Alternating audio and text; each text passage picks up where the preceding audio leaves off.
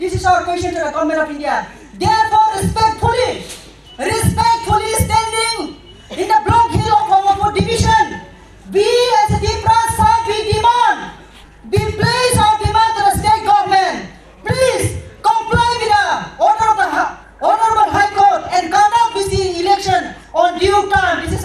demand. Our second demand, immediate implementation of the Tipra Accord. Our Honorable Home Minister Amit Shah had given an assurance after signing an accord within 6 months. The accord will be implemented. Where is the 6 months gone?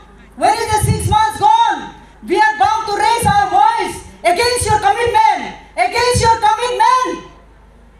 If you, as a Home Minister, as a Government of India, when implementing, when accepting whatever you have said on due time, today we do not need to come out on the hot side placing our demand. Today you have forced us. You have violated your commitment. That's why we are bound to come out on the ground.